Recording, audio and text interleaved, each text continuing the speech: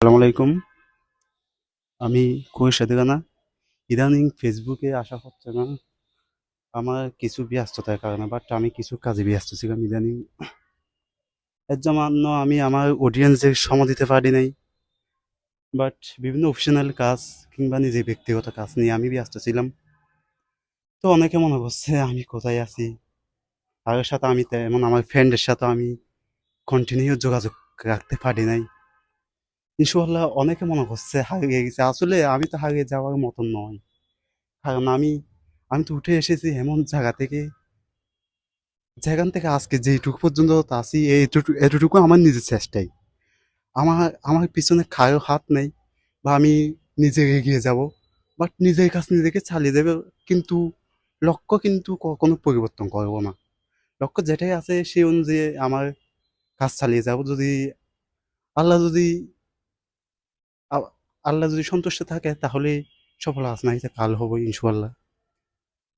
সবাই তো সবকিছু একসাথে বা একত্রে পাবে, একত্রে করতে পারবে এমন তো কোনো কথা নাই। কিন্তু ধৈর্যের কোনো বিকল্প নাই। ধৈর্য এমন একটা জিনিস যে যেটা খুব দেরিতে আসলেও কষ্ট শেষ সীমা হয়, আপনি হাঁটতে হাঁটতে জিতে যাবেন, আপনি নিজেও জানেন না। সফলতা কখনো কাউকে বলে আসে না।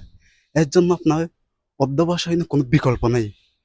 পুরো পৃথিবীটাই আপনার সাথে বেইমানি করবে, শুধু একটা জিনিস, সেটা হচ্ছে আপনার পরিশ্রম ছাড়া সবকিছু আপনার সাথে বেইমানি করবে, কিন্তু পরিশ্রম কখনো আপনার সাথে বেইমানি করবে না। জাস্ট এতটুকু।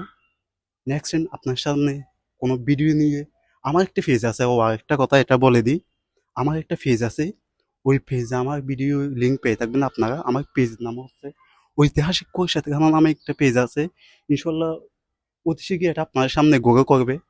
আমি সব কিছু মানে অ্যারেঞ্জমেন্ট করে একটু সময় রাখছি, কারণ অনেকটা বড় ধরনের ইনভেস্টের প্রয়োজন হয়েছিল। এর জন্য পাবেন ইনশাল্লাহ। যদি আপনাদের ভালোবাসা যদি আমার প্রতি একান্ত থাকে, তার তার থেকে বেশি কিছু লাগবে না।